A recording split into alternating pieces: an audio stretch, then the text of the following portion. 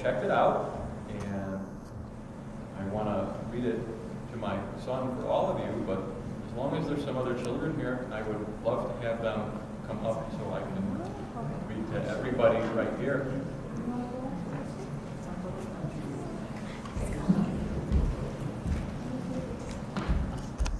Hi. Okay, so I'm going to tell you a story from Exodus about God and how he miraculously provided for the people of Israel, the Hebrews, by giving them unlimited amounts of little bread-like wafers. Who knows what they call these little wafers? Manna, that's right. Does anybody know what manna means? What is it? Or, what's it? So let's see what the storybook has to say about what's it. A couple more things first.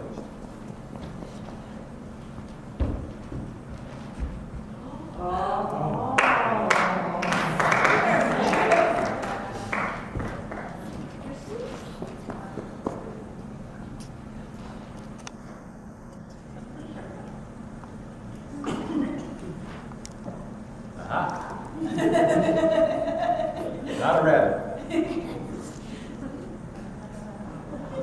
amazing what you can get at the library. Yes. You have Seuss fingers. You have Seussical gloves, yeah. There's a reason for that. Okay.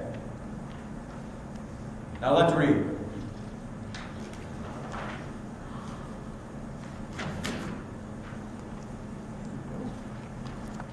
Now, down in old Egypt, where Pharaoh was king, a fellow named Mo did a wonderful thing.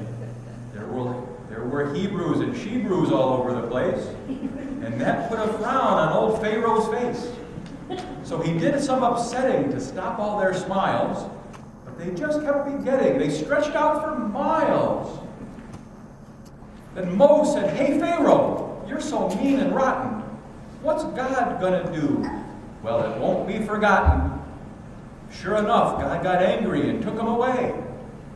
Then Pharaoh got mad and yelled, "Oogalahay," which was Egyptian, for I'm gonna hurt you so bad. You'll wish you were one kid your mom never had. Because that's the way Egyptians and most people get when they don't get their way. They don't like it a bit.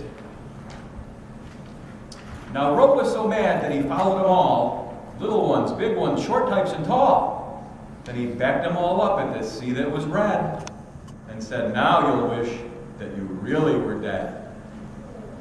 But Mo took his big stick and raising it high, said, "God, now would be a great time to stop by." And God, who was there all along anyway, picked up that old sea and just threw it away. Then Pharaoh said, "Go, soldiers, go on and get them." And the soldiers, they tried, but the sea up and ate them.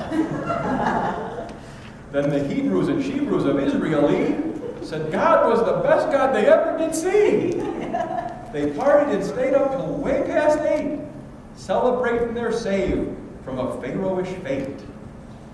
But before very long, they got thirsty and cranky and started to grumble, especially one guy named Spanky.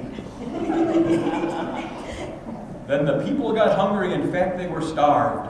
They were dreaming of roasted quail perfectly carved and freshly baked bread right off of the shelf and hoping Jehovah would bake it himself.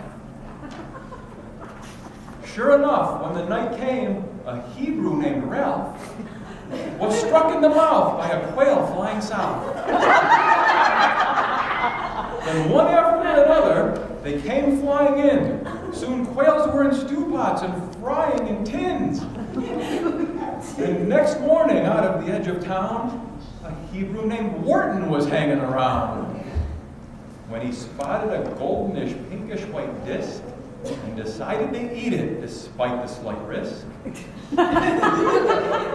It was just like a sweet little edible plate. And he ran into camp shouting, "Hey, this is great. I've discovered the wonderfulest food in existence. It'll feed us forever and be our subsistence.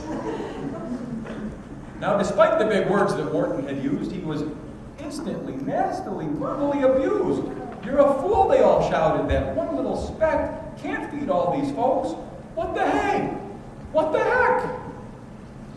But Mo said, hey, wait, folks. He's right, look around. There's zillions of what's-its all over the ground. Then the people said, huh, what you know? And he's right. They must have arrived while we slept in the night.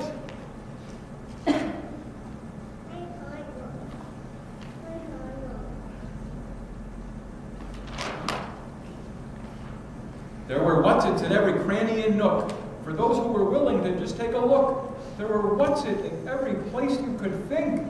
On their heads, in their beds, in their porcelain sinks.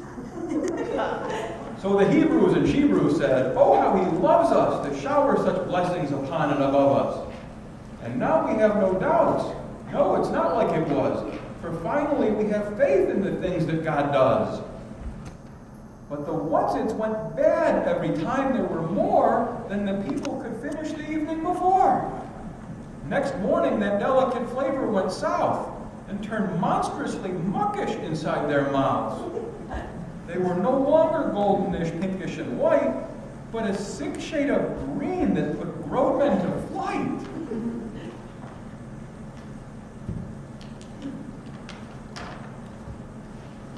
They said, God, ahem, sir, we don't like to rail, but we really don't like your green what's-its and quail. We said we trust all the things that you do, but we must tell you this time you failed to come through. Because that's the way Hebrews and all people think. When they just can't have it their way, they think it just stinks. But Wharton stepped forward and calm as can be said, wait, I think maybe we failed to see that the thing we should really have placed our faith in is not what God does, but, well, simply in Him. Then the people said, Wharton, now, hey, what the heck? You're the guy who discovered that first little speck, and now you say what matters most from the start isn't found on the ground, but is found in our hearts? Then Mo hollered, bingo, you figured it out. Now the real test will come when you conquer your doubts and trust when you can't see what's happening next, just because, well, it's God and He always knows best. Because you'll never find anything good on the shelf till you learn to look past to the Father Himself. After 40 more years, Wharton Caleb Odell finally came to the kingdom of Israel. And he said when he crossed with the throng on that day, that the best part was trusting in God all the way. The end.